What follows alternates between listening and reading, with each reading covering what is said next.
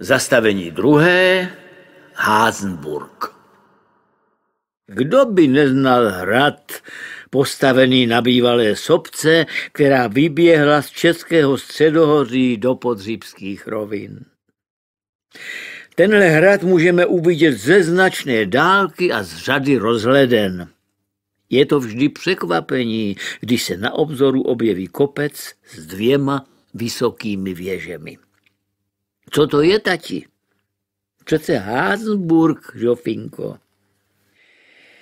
Nebylo divu, že se právě založená skupina lovců záhad na Házenburg vypravila. Na tomhle hradě se všichni shodli. Jakub kopec se 2 věžemi viděl až z Milešovky, Kačenka dokonce z dalekého hradu Rabštejna a Majda Kořínková z okna vlaku stojícího v Lovosicích. Ale na hradě nikdo z lovců záhad doposud nebyl. Tam se musí. Byl zrovna podmračený den, takový, co tajemným hradům nejvíc sluší. Protože byl navíc všední den, těšili se, že nahoře budou sami. To je pro pravé lovce záhad svátek, který se ovšem nevydaří tak často. Spíše naopak. Rodiče lovců se sice nabízeli, že je až pod hrad dovezou autem, ale to lovci záhad nechtěli. Nechat si ujít nádherné přibližování k cíli, nechat si ujít radost z chůze a nenadálých setkání. To opravdu neměli v plánu. Věčnou starost maminek a co když bude pršet, přeslechli. Rychle si našli na internetu nejlepší spojení. Kvůli tomu nejlepšímu museli vstávat hodně brzy. Pár minut před 7 jim totiž šel z Prahy rychlík do Lovosic. Na nádraží se sešli všichni, nikdo nezaspal, dokonce ani Jakub Pech. Rychlík uháněl jako drak. Netušili, že se s drakem ještě setkají. A po hodině jízdy vystupovali v Lovosicích. Fantastické bylo, že již před Lovosicemi uviděli Házenburg na obzoru. Majda si nevymýšlela. Zdálo se jim, že je hrad od nich doslova kousek. Co by kamenem dohodil? To přece jen ne. Tak daleko nedohodí ani David Peltán. Rychle přesedli na motoráček a vyjeli. Celou cestu hrad, z něhož trčely 2 vysoké věže, doslova objížděli, kroužili kolem něj jako skuteční lovci, stopaři. Kdyby někdo pozoroval vlak z věže, mohl by někomu hlásit příjezd podezřelých osob. Někdo někomu pozní hodně tajemně. Kdo ví, zda nebyli nahlášeni. A už tu byly Libochovice. S krásným zámkem, s romantickým parkem a jedním bílým pávem. Ale to si nechají na jindy. Jeli jsme přesně 1 hodinu 34 minut, hlásil Ruda Petřík. Miloval přesnost, čísla a jejich součty i rozdíly. Ujeli jsme 98 kilometrů, je právě 8 hodin 26 minut letního času, teplota 18 stupňů Celsia. Hrad se před nimi zdvíhal jako obří pyramida s 2 komíny, pomyslela si Majda Kořínková, ale nahlas to neřekla. Ještě by se jí smáli. Cesta vedla kolem hřbitova a Božích muk, pak odbočili ze silnice a vydali se polní cestou. Před 10. hodinou byli ve vsi Klapí, přímo pod hradem. Chvíle mi se zdálo, že bude pršet a ve vsi se na ně spustila mlha. Nebo tu na ně čekala. Za posledním domem se z ní vynořil podivný chlapík. Pozdravili. Byli přece slušně vychovaní lovci záhad. Vypadal jako tulák z pohádky nebo ze starých časů. Ale třeba to byl někdo místní se smyslem pro humor. Takovému zjevu se pak říká veselý chalupář. Na hlavě měl beztvarou hučku s dlouhým bažantním pérem, Pod dlouhými vousy mu vykukoval červený šátek, který měl několikrát ovázaný kolem krku. Záplatovaná košile byla stažena širokým koženým opaskem s měděnou sponou, u něhož visel jakýsi dlouhý nůž, možná tesák. Do vysokých holínek měl zastrčené žluté kalhoty. Na výlet, zhubil se na ně neznámý. Na hrad, opravil ho Jakub Pech, rád upřesňoval. Jen aby nepršelo, řekla nejmladší Žovka, aby také něco řekla, aby si ten pán nemyslel, že je nejmladší. Ten si sundal hučku z hlavy, třikrát do ní foukl a podíval se do ní. 11. rozhodne. Bude docela hezky, vybere se to. Jak to víte? Zeptal se Jeník Červenka. Z klobouku. Vidím to tam. Bylo jasné, že popovídat si s tímhle člověkem bude zajímavé. Anička mu podala tatranku, kterou i maminka přibalila do batůžku. Věděla, že domorodce máme podplácet něčím pro ně neznámým. Korálky, sladkostmi, zrcátky. Neznámý pán se rozesmál. Vytáhl z klobouku několik tatranek a fidorek. Rozdal je. Dozvěděl se za to, že jsou lovci záhad. Pobavilo ho to. Tady je to samá záhada. Tak třeba je tu znitra kopce slyšet často dunění a podivné zvuky. Prý je tam schované vojsko, které nám jednou přijde na pomoc. To až bude nejhůř. Víte, že takové pověsti jsou vlastně keltské? Tady byli Keltové? Divila se Mariána. Někdy se jí zdálo, že tu kdysi byli všude. A měla pravdu. Byla to jejich země tak jako naše. Říká se a píše, že samotný název Klapí je keltského původu, pokyvoval hlavou neznámý. Vychází ze slova klép, což prý znamenalo pramen. Třeba tu nějaký posvátný byl, ale kde je mu konec? Archeologické vykopávky naznačují, že vrch byl obýván již v 5. tisíciletí před naším letopočtem, kdy ho využíval lid s vypíchanou keramikou. Ale nemáme žádné důkazy o tom, že by byl obýván i vrchol. Z archeologických nálezů víme, že na vrcholu bývalo ve starší době železné hradiště. V Litoměřickém muzeu jsou uloženy četné nálezy, několik kamenných sekeromlatů, šňůrová keramika a další předměty z doby bronzové, římské, latinské a hradištní. Tak si můžete vybrat. To bylo moc zajímavé. Zvláštní pán je doprovázel klikatou cestou po úbočí kopce a vyprávěl stále zajímavější věci. Podle pověsti v Dalimilově kronice byl vrchol opevněn už v době Ludské války. Tehdy jej měli vlastnit Lučané. Třeba to byl jejich hraniční hrad na obranu proti Přemyslovcům. To by mohlo odpovídat skutečnosti. Vymýšlený je asi jeho majitel bojovník Léva, proti kterému bojoval patrně vymýšlený český kníže Hostivít. To je docela hezká představa, jak spolu bojují dvě vymyšlené postavy českých dějin. Lovci záhad se rozesmáli. Ale hrad přece vymyšlený není, hájil Dalimila David Peltán. To tedy ne, souhlasil neznámý. Měl ho dát vystavět Vladislav, aby mohl kontrolovat, co se děje v kraji směrem ku Praze. Čechové hrad napadli a Lučané se bránili před jeho palisádami.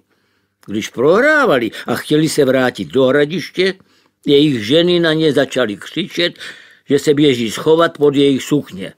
To pak jste takový zbabělci, to mělo Lučany naštvat a pomoci jim k vítězství. Hradiště pak bylo pojmenováno Klepí podle ženské hubatosti, klevet a klepů. Nebo také proto, že si ženy posměšně poplácávaly na sukně, to aby se pod ně bojovníci schovali. A jak je to s tím duněním, připomenula Anička. Pořád jí to leželo v hlavě a zůstávala pozadu, jestli něco nezaslechne.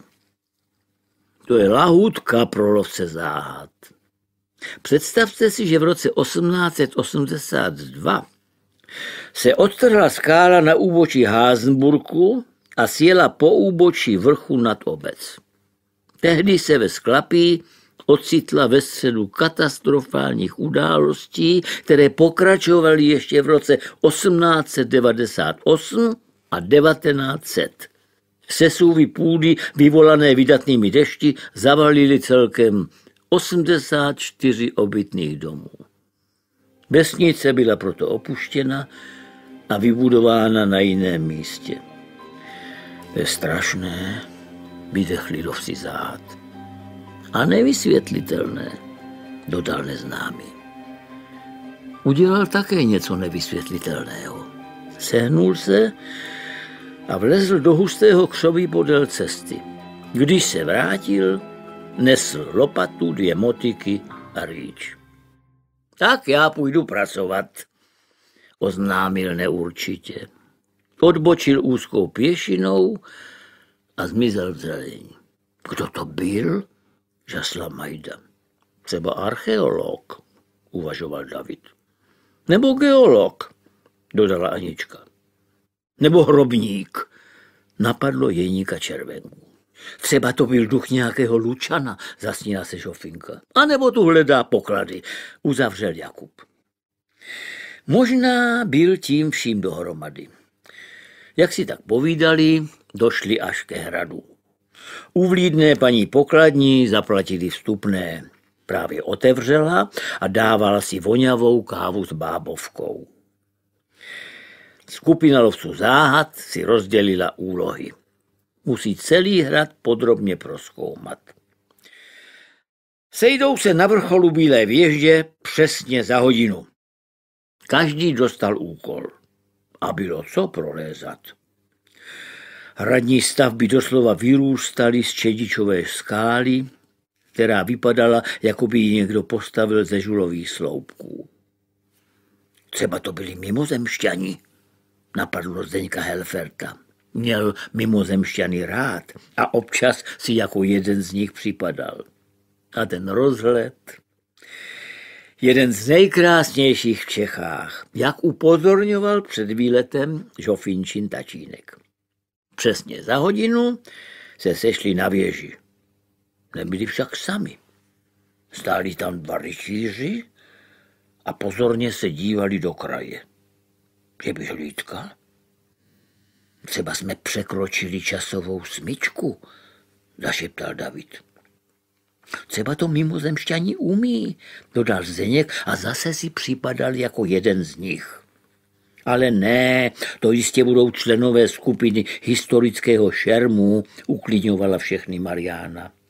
V loni se s takovými setkala na hradě Svojanově. Rytíři se nepředstavili. Brnění se jim na slunci leskla, bylo totiž najednou krásně. Mlhy se zvedly a zůstala modrá, prosluněná obloha. Přesně, jak to neznámý předpověděl. Lovci záhad byli v rozpacích. Co tu rytíři dělají? Tak pozdravili. Více hlasně, ve starém stylu. Dobrý den, slovutní rytíři. Dobrý den, odpověděli slovutní rytíři. Zvedli si hledí a zvědavě si skupinu lovců prohlíželi. Krása, co? Takový výhled jen tak nezažijete u všech kamenných kocourů, dodal jeden z nich a bradou vyčnívající z helmice ukázal směrem ke středohoří. Ruda zpozorněl. Co mohou rytíři vědět o kamenném kocourovi? Co pak jeho stopa vede až sem? Začali si povídat. Byl to fantastický zážitek. Mluvit se 2 rytíři na věži slavného hradu, o němž rytíři věděli všechno. Hrad, jehož zbytky se dnes na vrcholu nacházejí, byl zřejmě postaven v první polovině 14. století Lichtenburgy. Kolem roku 1300 se stal majitelem panství Václav z Lichtenburga. Byl to veselý chlapík a měl rád zdejší víno a také meruňky. Na jeho památku se na úbočích hradu pěstují dodnes. Když zemřel, vyměnil jeho syn zdejší panství s králem Janem Lucemburským za jiné statky. To se tehdy dělalo. Ale co by český král dělal s tak vzdáleným hradem? Nevěděl a jeho rádci taky ne. A tak hrad prodal. Stejně tak ves Klapí, Tvrz a městečko Libochovice se 4 dalšími vesnicemi. Nový pán jménem Zajíc přejmenoval hrad podle svého rodového erbu, ve kterém měl zajíce. Německy se mu říká Der Hase. Na Hasenburg, tedy Zaječí hrad. Zbigněk začal používat jméno z Hasenburka a počeštěný Hasenburg se stal novým sídlem rodu Zajíců. Rytíř to vyprávěl, jako kdyby to všechno sám zažil. Lovci záhad si dobře všimli, že oba mají na krunýřích znak s namalovaným zajícem.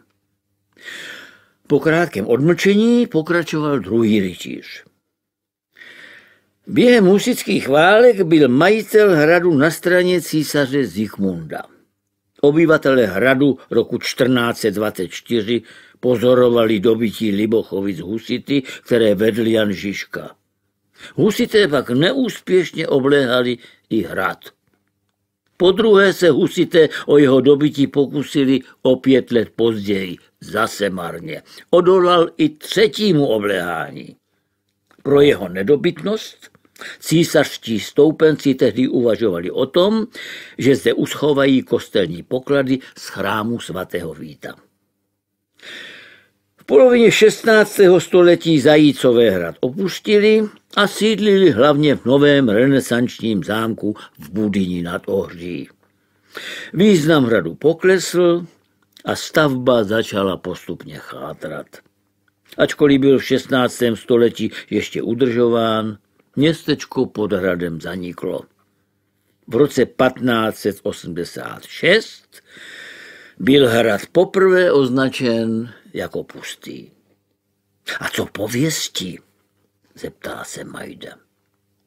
Historie hradu byla zajímavá, ale Majda milovala zamilované příběhy o krásných slečnách a ještě krásnějších rytířích. Ty byly ukryté v pověstech jako v nějaké šperkovnici. Rytířům ta otázka udělala radost. Povolili si brnění, odložili pásy s meči a začali vyprávět. Jejich vyprávění bylo barvité, plné turnajů, draků, rytířů a krásných hradních dcerek a nebralo konce. Ještě, že měl sebou Ruda Pecík diktafon. Čas utíkal a slunce na své cestě také urazilo pěkný kus. Brzy se bude chystat ulehnout do roviny za Řípem. Za chvíli se bude zavírat, připomněl Ruda, který sledoval přesný čas. Dnes mají otevřeno jen do 4. Rytíři se vyděsili. Připnuli si zbroj a utíkali z věže dolů. Rachotilo to, jako kdyby se z věže po točitém schodišti sypaly plechovky. Asi přetáhli dobu hlídky, uvažoval David.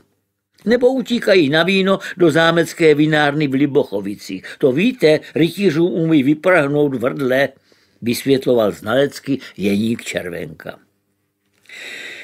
Když spolek lovců záhad opouštěl hrad Hasenburg, paní z pokladny na ně volala. Vám se to ale muselo líbit. Měli jste štěstí, byli jste tu celé odpoledne sami.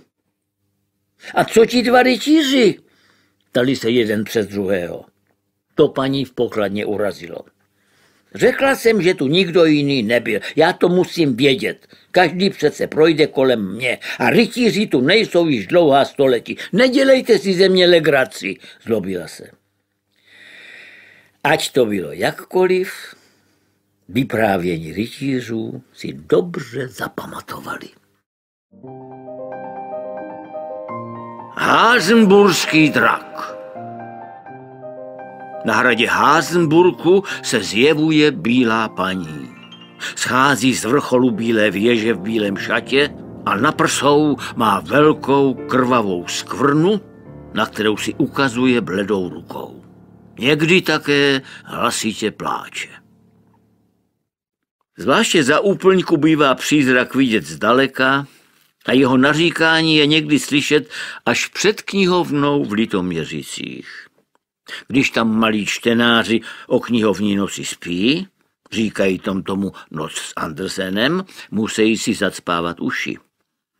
Knihovnice Eva pak roznáší připravené vatové ucpávky do dětských houšek, gumové medvídky a ty nejmenší utěšuje tichým zpěvem. Knihovnice Zora ji doprovází hrou na cymbál, na který cvičí po nocích na nedalekém kopci jménem Radobíl. Podobizna pohádkáře Hanse Christiana Andersena to vše sleduje ze stěny a spokojeně se usmívá. Tak si to vždy představoval. Bílá paní se prochází od bílé věže k černé věži. Pomalu a hrůzostrašně. Přesně o půlnoci zmizí v černé věži.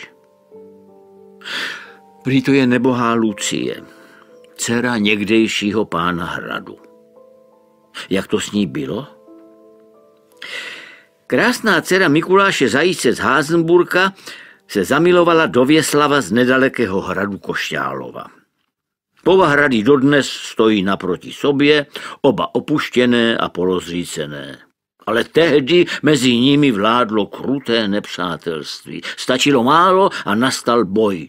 Celá staletí se tu bojovalo. Kdo vyhrál, nebylo důležité.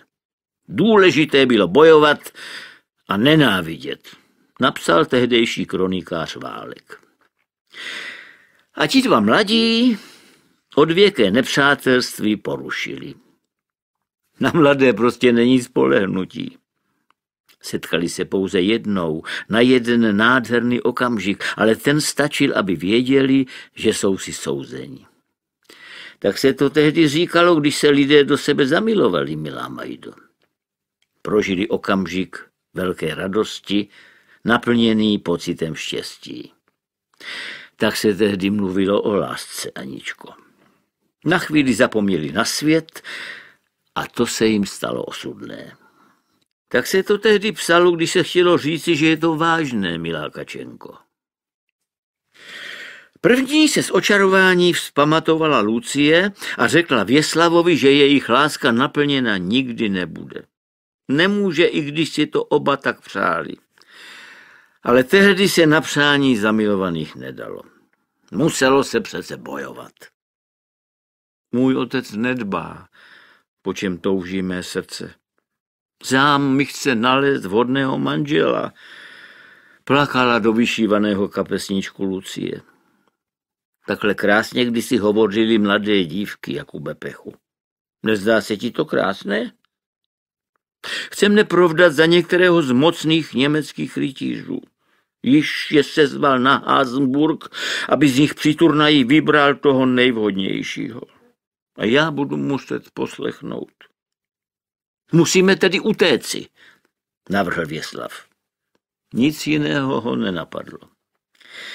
Nic jiného ho ani napadnout nemohlo. Zachránit vše útěkem, říkalo se v době, které říkáme středověk.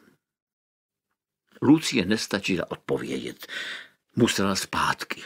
Otec ji hledal. Věrné služky dávali Lucii znamení k návratu. Nenápadně mávali dlouhými tyčemi, na nichž byly zavěšeny bílé ubrusy s namalovaným přeškrtnutým srdcem. Moc nenápadné to nebylo, ale co se dalo dělat? Schůzka milenců však byla stejně prozrazena. Nebohou Lucii zavřeli v jejich komnatách a nesměla z nich vyjít. Ani na krok. Přede dveřmi se střídali sloužící se zbraněmi. Tvářili se ukrutně, ale Lucie jim bylo líto. Jenže služba je služba. Otec vyhlásil na hradě zbrojní pohotovost. To končila všechna legrace. Každý prohřešek byl trestán výpraskem, hladovkou v Šatlavě, případně stětím hlavy. Házenburg byl přísně střežen. Mikuláš Zajíc byl v těch časech na vrcholu své moci. Jako nepřítel husitů dostal za odměnu od císaře Zikmunda úřad nejvyššího sudí a mnoho majetku. S takovým otcem se smlouvat nedalo. Věslav v přestrojení bloudil kolem hradu, ale ten vystupoval z roviny Poohří jako tajuplný němý obr. Nepřístupný, tvrdý, nedobytný, nekonečně vzdálený. Přišel podzim a s ním ohlášený turnaj o Lucínu ruku. Přijel i saský kurfürst Albrecht. Také on se ucházel o ruku celihradního pána a bylo jasné, že vyhraje. Nebylo zdatnějšího rytíře a nebylo pyšnějšího. Nejprve se celý týden hodovalo a lovilo, sedělo se u rozpálených krbů, na hrad přicházeli potulní umělci, zpěváci, kejklíři. Bylo veselo, jen v srdci nebohé Lucie se usadil těžký smutek. A právě tím ještě víc zkrásněla. A cizí rytíři byli jejími půvaby opilejší než vínem. Během hodokvasu vystoupil i neznámý pěvec. Byl celý v černém, jeho tvář byla zarostlá divokým vousem a dlouhé vlasy mu padly jako maska přes čelo. Zpívej, poručil pan Mikuláš. Rád poroučel a dával to co chvíli najevo. Nebyl žádným plachým zajícem, pan Zajíc z Házenburgu. A pěvec začal. Jeho píseň vyprávěla o lidském štěstí, které jedovatý drak či saň zahubí svým krutým dechem. Zpíval o lásce, která nesmí být naplněna a uvadne na hrobě nebohých milenců. Tak se to kdysi pechu zpívalo, abys věděl. Zkus to někdy. Na kytaru hrát umíš a srdce máš také na správném místě. Být potulným pěvcem není špatné povolání. Tatínek by tě jistě pochválil. Zpěv skončil. V hodovní síni zavládlo ticho. Pěvec všechny veselé hosty uchvátil pravdivostí svých citů. I hluční rytíři ze Saska utichli. Zejména dámy si stírali slzy a nestyděli se za ně. Lucie, která nespouštěla z pěvce oči, plakala hned do 3 vyšívaných kapesníčků a přesto jí nestačili. Dokonce i rytíř Mikuláš byl dojat, ale jen na okamžik. V tu chvíli se za to nestyděl. Musel potulného umělce pochválit. Jsi mistr nad mistry, pěvče. Je starým zvykem, že dáma, kterou tvá píseň nejvíc dojala, podá pěvci zlatou číši s vínem. Ať ti má milovaná Lucie podá číši a my si s tebou připijeme. Pak se budeme dál veselit. Když sličná Lucie došla s vínem až k pěvci, vykřikla a padla jako bleskem poťatá k zemi. Poznala Věslava. Tomu se podařilo z hodovního sálu vytratit. V tom zmatku to nebyl problém. Nikdo mimo Lucii ho nepoznal. Druhého dne začal turnaj. Ranní vánek si pohrával se slavnostními prapory, které vlály z hradních věží a všude panoval ruch a schon. Přicházeli noví a noví hosté. V podhradí zvonila kladiva okovadliny, ržály koně, sloužící se hemžili ve stájích. Turnaj se měl konat na hlavním nádvoří. Na vysokém lešení zakrytém látkami s vyšitými erby pánů z Házenburka seděl pan Mikuláš Zajíc se svou krásnou dcerou. Za mramorovou maskou bledé tváře ukrývala utrpení, kterému nemohl nikdo porozumět. Jen tak se to dalo vyjádřit, milá Aničko, i když dnes to zní docela neobvykle. Začal boj. Rytíři se střídali a dokazovali svou statečnost i obratnost v boji. Ve všech soubojích vítězil kurfiřt Albrecht. Jeho zlatem zdobené brnění vypadalo jako z oceli. Byl to pyšný vítěz. A Mikuláš Zajíc ho již počítal mezi příbuzné. To bude ten pravý. Když byli ostatní němečtí rytíři kurfiřtem poraženi, hlasatel vyvolal poslední výzvu. Pán hradu dá svou dceru nejmilejší Lucii jen vítězi, naprostému vítězi. Je ještě někdo, kdo si troufá? Od brány se ozvala polnice a hlas stráže. Přijel neznámý rytíř, chce se utkat s kurfiřtem Albrechtem. Neznámý byl na nádvoří a nesejmul hledí, kterému krylo tvář. Měl krásného koně, ale jeho brnění bylo jednoduché, prosté. Vše stichlo. Zdálo se, že to není obyčejný rytíř, ale vyslanec nebes. Nebo pekel. Právě takhle to, milá Mariánko, tehdy lidé cítili. Mezi posly z nebes a pekel totiž někdy nebyl rozdíl. Začal boj. Hned od počátku byl prudký jako o život. Při třetím výpadu kurfiřt povážlivě zakolísal v sedle. Poprvé dostal strach. Ten je v boji největším nepřítelem, milý Davide. Pamatuj si to. A vždy si připomeň svého dávného nepřítele obra Goliáše. Při dalším výpadu srazil neznámý rytíř ustrašeného kurfiřta ze sedla. Stal se vítězem. Všichni propukli v jásot. Pouze pyšný kurfiřt, jemuž měla oslava patřit, ho nemohl slyšet. V mdlobách ho sloužící odnášeli z kolbiště. Cizí rytíř poráží jednoho rytíře za druhým. Když padne poslední, boj je zaskončený. Vítěz přichází k tribuně. Všichni doslova hoří nedočkavostí, kdy sejme hledí. Kdo to bude? Asi je to nějaký proslavený hrdina, třeba z Francie, třeba z Anglie, nebo z Flander? Nebo je to ten tajemný silák z Uher? Neznámý se ukloní pánovi hradu a jeho dceři.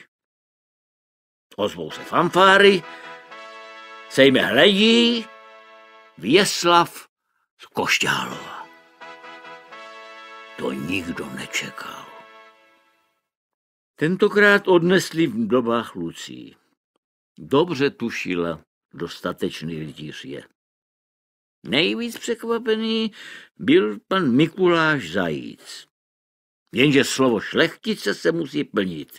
I když si všiml úšklepu saských hrdinů. Takový chudák. Byl ses slavně, Věslave, začal pan Mikuláš. A ruka mé dcery náleží vítězi. Já říkám to rád, ale ustoupit nemohu. Jenže co s tebou? Kde chybí vznešenost rodu, musí nastoupit zásluhy. Svět prý dnes ohrožuje jedovatý drak.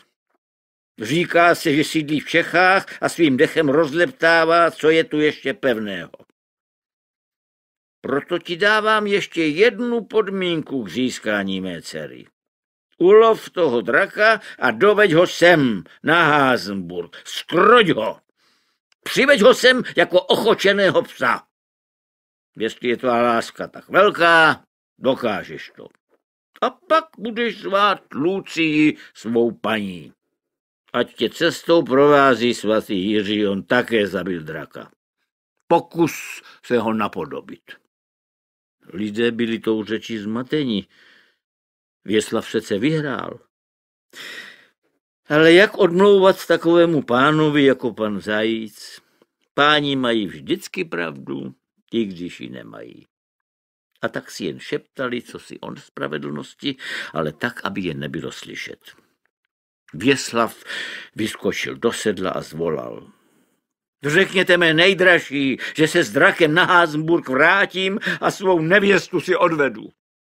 Neznělo to jako nějaké vytahování. Pobídl koně a zmizel. V příštích dnech hrad stichl. Radostné dny byly ty tam.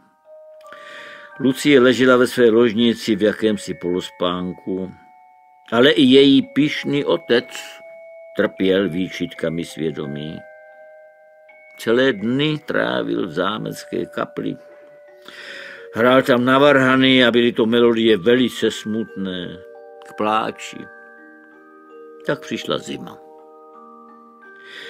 Zima na Házenburgu je tvrdá. Skály promrznou, potáhnou se ledem, podevšat vane vítr. Na černé čedičové pilíře hraje jako na píšťali. A ty se přidali k smutným melodiím hradního pána. Duo pro varhany a skalní píšťali pojmenoval tu skladbu pan učitel hudební výchovy Hájek. Krajina pod hradem byla bílá a převalovala se v závějích jako ve vysoko nastlaných peřinách. Z komínů v okolních vesnicích stoupal kouř a nasvědčoval, že tu někdo žije. V hradních krbech praskala hořící polena a čelátka pila horký čaj s rumem. Právě v ten čas nebohá Lucie projevila přání. Chtěla, aby ji vynesli na místo, kde se setkala s Věslavem. Služebníci tam v krytých nosítkách, zabalenou v kožešinách, donesli. Bylo odtud vidět na oba hrady, Košťálov i Házenburg. Žije ještě Věslav? Šeptala si pro sebe Lucie. Vrátí se někdy. Nezapomněl na mne. Ale nebylo nikoho, kdo by jí odpověděl. Vrátili se na hrad. To bylo naposledy, co Lucie Házenburg opustila. Nedožila se příštího jara, které zaplavilo břehy ohře květy. Několik dní po Velikonocích vydechla naposledy. Lucín otec onemocněl a odstěhoval se na nový a pohodlnější zámek do nedaleké Budyně. Obklopil se alchymisty a snažil se s nimi uměle vyrobit zlato a drahé kovy. Ale hlavně chtěl zapomenout. Házenburg osiřel, stichl. Nastěhovali se sem draví ptáci, kteří milují samotu a výšky, a kroužili kolem pustých věží. V hradní kapli hořely bez ustání svíčky. Lucie tu byla pohřbena ve skleněné rakvi a setrvával tu jen stařičký kastelán, který milovaný hrad odmítl opustit. Pamatoval Lucii jako malé děvčátko a chtěl jí dále sloužit. I po její smrti. Zapaloval svíčky, modlil se a celé hodiny se díval z okna věže. Jako kdyby někoho vyhlížel. Přešlo jaro, nádherné léto a přišel podzim. Od ohře stoupaly mlhy a všude poletovalo uschlé listí. Stařičký kastelán se díval z úzkého okna. Ranní vítr krajinu vyčistil a odpoledne bylo vidět skutečně dodaleka. Stařec sledoval okolí hradu jestřábým zrakem. Vše bylo pokojné, klidné. V pozdním odpolední ustanul.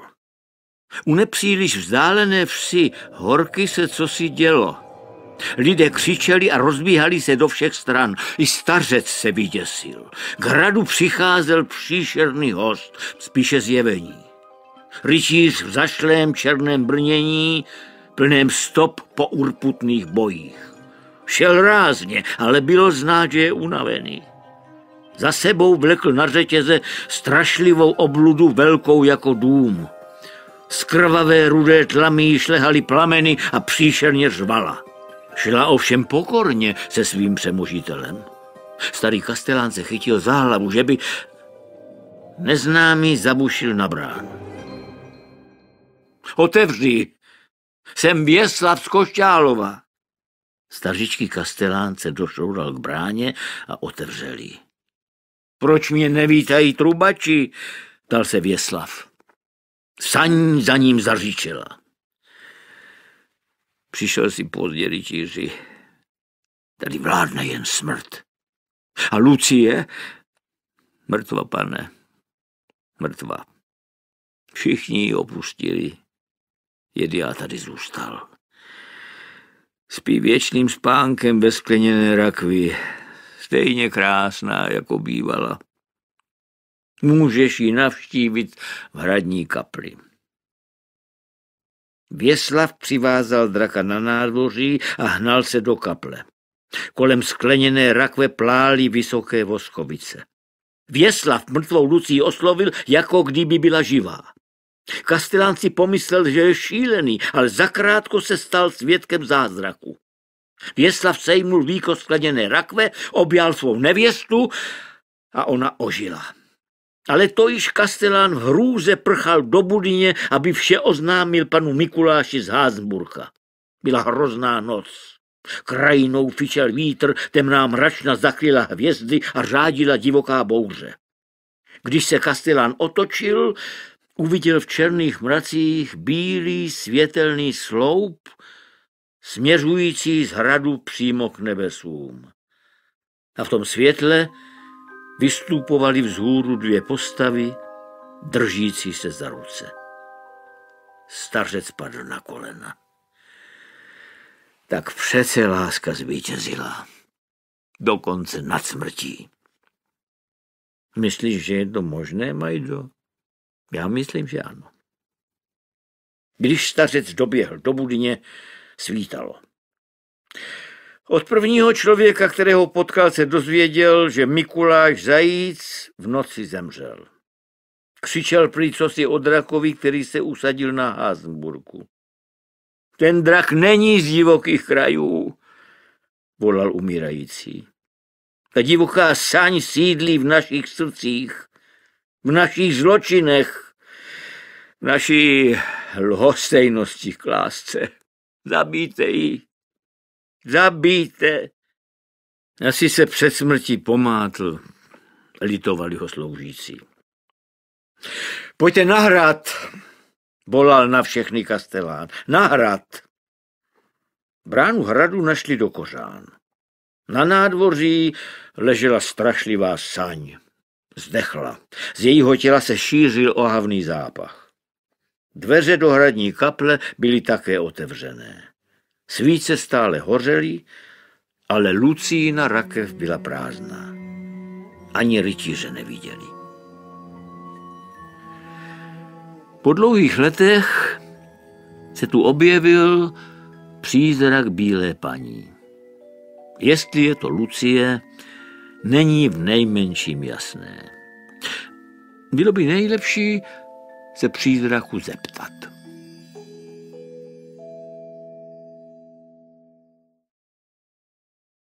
Poklad v sudech.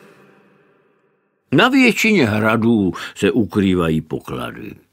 I na Házenburgu. A protože Házenburg je opravdu zvláštní hrad, zvláštní jsou i jeho poklady. Kde pak zlato a drahé kamení? Ale rozmotejme klubko pověstí od počátku.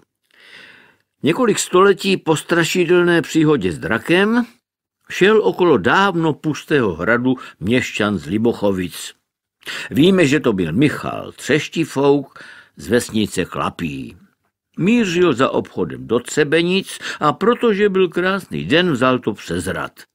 Zdejší výhled ho nikdy nesklamal. Když se rozhlížel z černé věže, připadal si jako pán. Kam dohlédnu, tam mi to patří. Na hradě ho překvapil vchod do skály. Nikdy ho tu neviděl a přece znal hrad jako svůj dům. Zvědavě vešel. Chvíli klesal studenou a vlhkou chodbou stále dolů, až se ocitl ve velkém hradním sklepení, osvětleném úzkými okénky. Pod moutné klenby tam kdosi uložil obří sudy. A Michal brzy zjistil, že jsou plné starého lahodného vína. Zvědavě ochutnal a byl překvapen. Něco tak dobrého doposud neokusil. Michal nebyl žádný opilec, ale dobrému vínu rozuměl. Rozhodl se, že při zpáteční cestě si vína nabere sebou. To bude manželka koukat, něco takového jistě nepila. Když v Třebenicích vše vyřídil, nakoupil žbánky a k večeru se vracel zpátky. Samozřejmě přes Hasenburg. Vešel do hradního sklepa, naplnil nádoby a sám si notně přihnul. Když chtěl odejít, uviděl 3 muže. Vypadali strašidelně. Halili je černé pláště dlouhé až na zem, na ramena jim splývaly bílé vlasy a dlouhé plnovousy jim sahaly až k pasu. Měli vysoké černé klobouky, které jejich postavy prodlužovaly málem do stropu. Vypadaly jako tajemná strašidla, jako přízraky. Stáli u černé tabule a u neznámých jmen na ní napsaných dělali divné značky a čárky, jako hostinští, když zaznamenávají útratu. Nebo to byli nějací soudci? Někdy se totiž před další čárkou vážně radili. Na Michala padla hrůza a začal je prosit za prominutí. Jak mohl požádat o dovolení, když tu nikdo nebyl, velevážení pánové? Vezmi si a vypij, kolik chceš, řekl jeden z tajemných mužů. Můžeš přijít kdykoliv, ale nesmíš použít víno pro nikoho jiného, než pro svou rodinu. Jinak bude zle. Než stačil slíbit, tajemní muži zmizeli. Michalovi nastaly zlaté časy. Co chvíli běžel na Hasenburg a vracel se s vínem. Tak tomu bylo celý rok.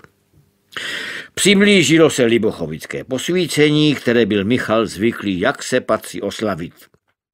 Sezval příbuzné a tajemné víno se pilo několik dní.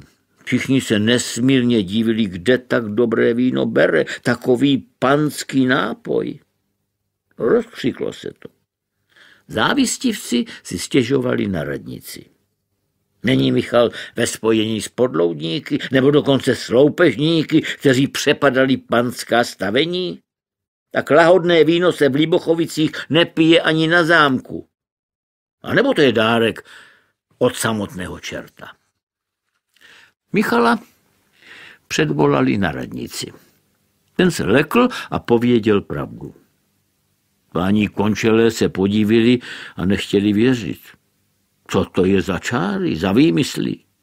Proto mu přikázali, že musí víno z Hasenburgu přinést. Michal se vydal na hrad. Jako obvykle nabral víno, ale poprvé mu cestu zastoupili 3 tajemní muži.